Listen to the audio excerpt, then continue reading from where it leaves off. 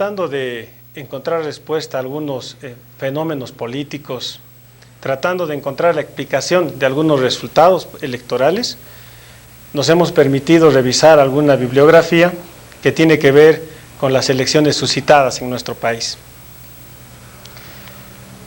Lo curioso es que toda esta producción literaria puede separarse en 4 momentos en nuestro país. Empecemos. Ubicamos un primer momento antes de 1977, que es en la época en la que existe pues muy poca producción en temas electorales. En esta época predominan los temas de tipo histórico. Encontramos, por ejemplo, la obra de Jorge Basadre, Historia de la República, en 10 tomos.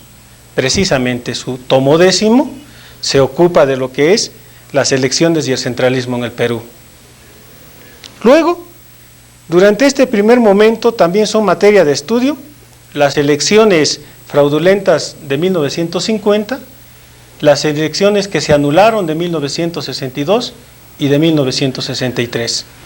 Tenemos al respecto, por ejemplo, que Jorge Bustamante y Zapata escribe sobre las elecciones fraudulentas de 1950, Guillermo Ramírez Berrío nos escribe sobre las elecciones de 1957 y las elecciones de 1963, Enrique Chirino Soto sobre las elecciones de 1962, Francisco Belaúnde Terry sobre las elecciones de 1963, César Martín también sobre las elecciones de 1963 y Francisco Macera finalmente sobre las elecciones de 1956 y 1963. Posteriormente encontramos muy poco trabajo porque, como ustedes recordarán, nos visitará un golpe militar. Entonces, el segundo momento se puede ubicar después de la década del gobierno militar. Esto se inicia con la transición democrática, con la Asamblea Constituyente de 1978 y con las elecciones generales de 1980. En este momento, en este devenir de la historia del país, surge por primera vez el término de sociología electoral. Entonces la gente que se ocupa de estos temas empieza a ver los procesos electorales más como un simple resultado. Podemos ver, por ejemplo, en la obra de Aramburú y Torres, que escribe sobre las elecciones de 1977, que ya aparece el empleo de encuestas electorales. Nosotros recordemos que el uso de una encuesta electoral por primera vez en el país anunció el fenómeno de Hugo Blanco. Mucho después, Bernales analizaría el proceso electoral de la Constituyente. Roncagliolo en 1980 realizaría un estudio sobre los procesos electorales suscitados en el país desde 1931 hasta 1980. Tuesta se ocuparía de las elecciones municipales de 1980 y 1983 y las correspondientes elecciones generales de 1985. Habíamos dicho que estas publicaciones marcan el inicio de una sociología electoral peruana, por lo que en lo sucesivo no será suficiente hacer un relato histórico del proceso electoral, sino será obligatorio usar herramientas de las ciencias sociales. En resumen, puede afirmarse que en la década de los 80 se caracteriza porque las investigaciones se dan dentro de un marco de la sociología electoral basadas en los análisis de los datos empíricos que va proporcionando por entonces el Jurado Nacional de Elecciones, hoy la OMPE. Un tercer momento se ubica a partir de 1990. Recordemos que en 1990 surge un fenómeno electoral llamado fenómeno Fujimori, ¿cómo olvidarlo? Y además marca el inicio del desplome de las organizaciones políticas. Fujimori incorporó el término de partidos políticos tradicionales y como un estigma se los colocó en la frente de los viejos políticos y los sepultó definitivamente. Algunos hoy asoman sus manos por envejecidas tumbas. Pero no nos desviemos del tema. A partir de 1990 aparecen, por ejemplo, la obra de Grompone y Carlos Iván de Gregory, que contiene ya una interpretación sociológica y antropológica de las elecciones de 1990. En 1990, por primera vez, se hace un análisis de marketing electoral. ¿Sí? Y esto le correspondería a Barreto. José María Salcedo se encargaría de la crónica. El mismo asesor de campaña Álvaro Vargas Llosa escribiría al respecto en 1991 y su padre como candidato lo haría en 1993. Sin embargo, de todos estos trabajos respecto de las elecciones de 1990 como un fenómeno electoral, el más serio y el más acucioso es el que corresponde al inglés Duchesneau. Él edita un libro bajo el auspicio de la Fundación Internacional de Procesos Electorales, IFES, e incorpora términos que están relacionados con lo que es sistema electoral y proceso electoral. Por primera vez se habla de, por ejemplo, una boleta de votación y un sistema de votación.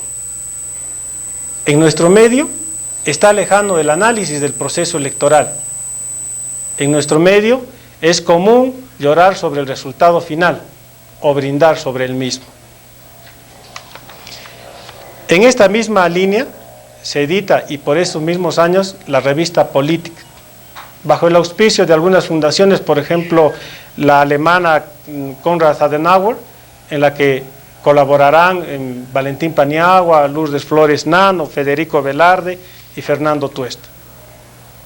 Un cuarto momento lo ubicamos a fines de 1999 y a principios del año 2000.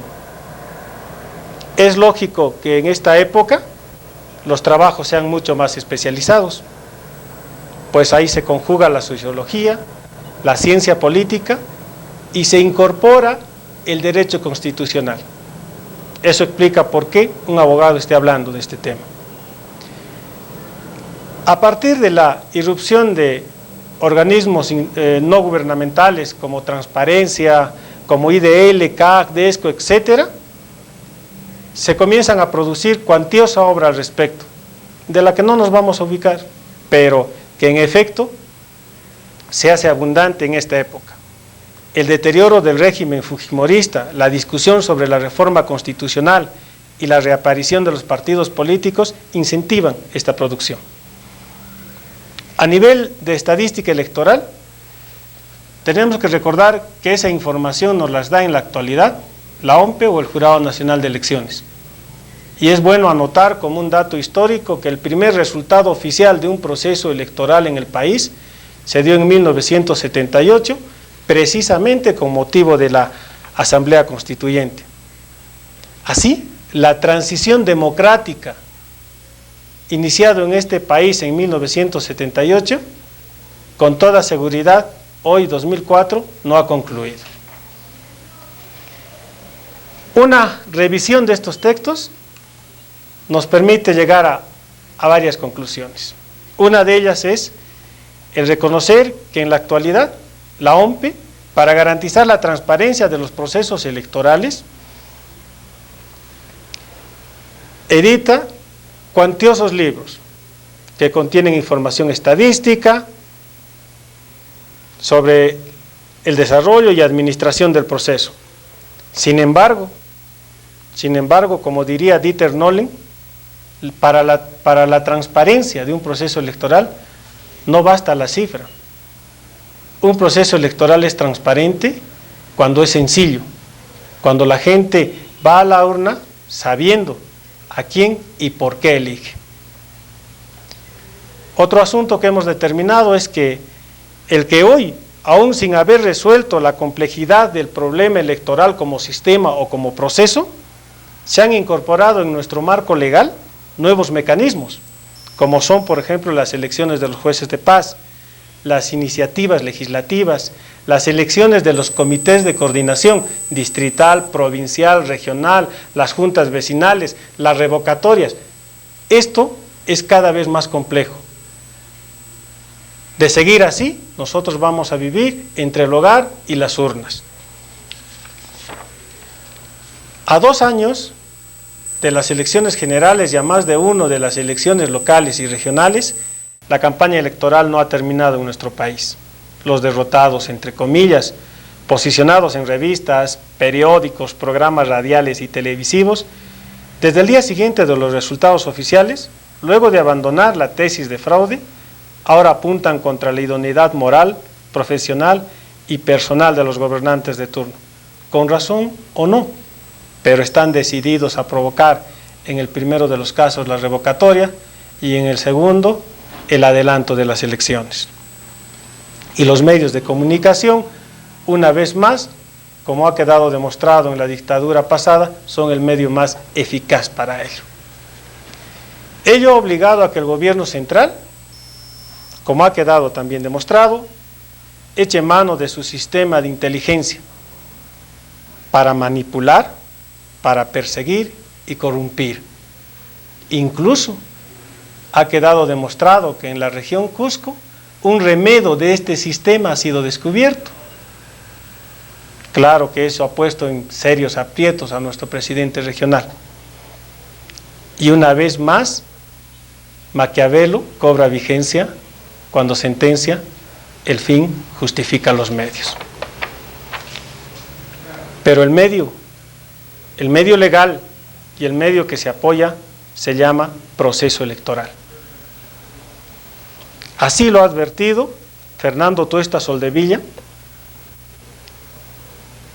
quien desde la OMPE está proponiendo que los partidos políticos concluyan su éxito a partir del estudio de los procesos eleccionarios como fenómeno sociopolítico. Pues sostiene él, si llegamos a entender las causas que llevaron a un político al poder, sería más fácil políticamente luchar contra sus ideales, abandonando definitivamente el agravio constante que hoy se suscitan en todos los medios de comunicación. Y finalmente, nosotros podremos otra vez ver con tranquilidad un periódico, oír la radio, ver televisión, sin mayor remordimiento. Amigos, vean Generación. Gracias.